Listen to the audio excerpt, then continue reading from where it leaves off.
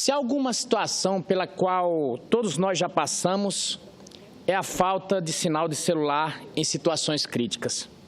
Quando justamente precisávamos nos comunicar instantaneamente, é nesse momento que falta. Parece aquela situação do gás de cozinha, só acaba na hora do almoço.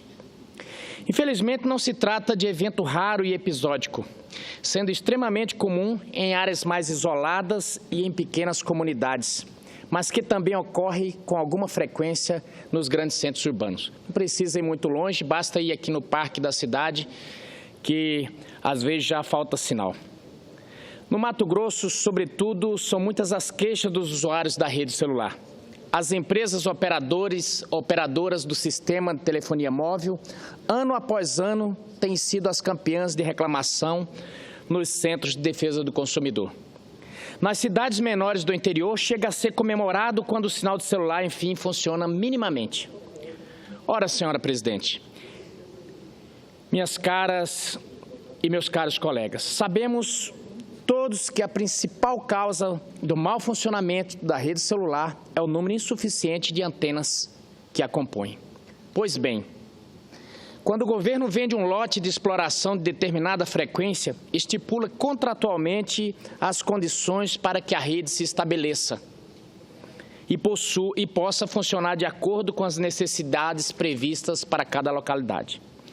Nos grandes centros urbanos, a lógica de mercado costuma predominar e as operadoras disputam seus nichos, oferecendo uma rede maior e mais abrangente. Mesmo assim, diante do grande aumento da base de usuários, há problemas de congestionamento. Agora, as senhoras e os senhores imaginem a situação no interior e na zona rural, onde a escala de consumo muitas vezes não incentiva as empresas a investirem ali. O que vemos, portanto, é uma massa de consumidores crescendo em uma escala geométrica, por um lado, e uma rede de distribuição da frequência do sinal que não consegue acompanhar esse boom no número de usuários, por outro. As razões para tal descompasso, em nosso entendimento, são múltiplas.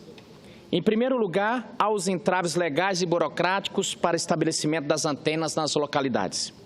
Já se houve até casos de que representantes das empresas têm que ter uma conversa em alguns gabinetes de prefeitos para poder conseguir fazer o desentrave burocrático e a legalização das antenas.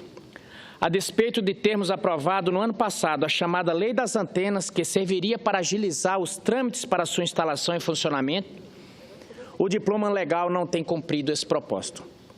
Ao sofrer uma importante alteração na última hora, colocando a Anatel como órgão autorizativo em caso de letargia das autoridades municipais, o dispositivo acabou sendo vetado pela presidente afastada, devolvendo a situação ao status quo ante. O fato é que ainda são necessárias inúmeras licenças para a instalação dessas essenciais antenas. Para os nobres colegas terem uma ideia, o Brasil, com toda a sua dimensão continental, tem um número de antenas menor que o Japão, nação que possui um território 22 vezes menor que o nosso. O mais triste, senhor presidente, é saber que, na maior parte dos casos, não é por falta de recursos que tais melhoramentos na rede não são feitos.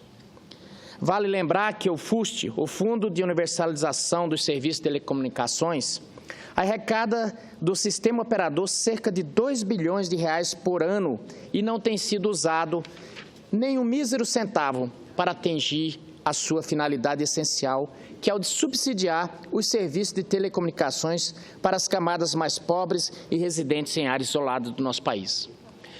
O ano passado fizemos uma audiência na Comissão de Ciência e Tecnologia e eu ouvi, pasmo, representantes das operadoras dizerem que ofertar serviços em comunidades como distritos e nas rodovias pelo país afora é uma mera deliberalidade, um favor das empresas de telefonia.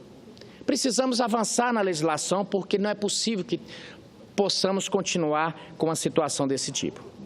Ora, tais recursos poderiam ser utilizados para justamente financiar a instalação dessas antenas em áreas remotas de nosso país, onde não há tanto interesse comercial de exploração. Isso, senhor presidente, sem falar de outro fundo do sistema de telecomunicações, o Fistel, que também tem sido subutilizado na aplicação de seus recursos, enquanto o sistema carece de infraestrutura adequada.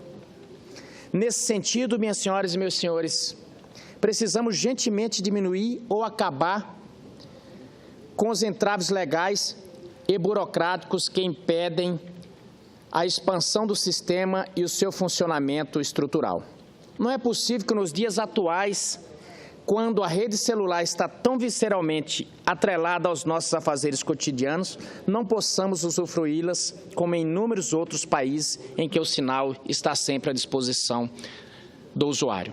Investir em tecnologia significa, sobretudo, apostar no futuro de nosso país, sob pena de ficarmos para trás no rumo inexorável do progresso. Venho de um estado que tem uma extensão territorial imensa. Tenho dito sempre aqui, dentro de Mato Grosso, na extensão territorial de Mato Grosso, cabem 10 países do porte de Portugal. Cabem 3 Franças, 7 Inglaterra. É um estado que está contribuindo extremamente para o desenvolvimento do país. 40% das exportações no setor de agronegócio já são do estado de Mato Grosso. Agora, o estado precisa de infraestrutura, tanto na área rodoviária, ferroviária, como também na de telecomunicações. Essa é uma das mais atrasadas. Como disse aqui, a maioria dos distritos não tem acesso pleno às telecomunicações. Então, o estado fica da seguinte forma: com poucas rodovias e precárias, algumas ferrovias do pé quebrado, eu digo assim porque elas não têm uma interligação. Elas acabam saindo de um ponto e parando no meio do caminho e acabam não se integrando no sistema de transporte. Com isso, toda a produção do estado fica muito à mercê dos fretes altos devido à pouca estrutura rodoviária que tem. Mas se fosse só isso, ainda de repente poderíamos dar-se um jeito, mas falta também a comunicação. E essa quebra de vez aqueles que querem investir ali no estado. Recentemente também falávamos da infraestrutura em termos de aviação regional. Fizemos, inclusive, há poucos dias, um debate sobre esse tema. Mas de tudo isso, senhoras e senhores, creio que podemos e temos as ferramentas para, pelo menos, resolvermos o problema das telecomunicações. Existem as concessões, precisamos que essas concessionárias possam prestar o serviço a contento. E essa tarefa, esse grande desafio está nas mãos da Anatel, que é a agência reguladora. Aliás, eu digo que boa parte da qualidade dos serviços no Brasil poderiam ser bem melhor se as agências reguladoras cumprissem o seu papel, se estivessem com os instrumentos necessários para poder fazer esse seu trabalho e que possam ser legítimos representantes dos brasileiros, dos usuários dos serviços e não representantes das concessionárias. Muito obrigado, senhor presidente.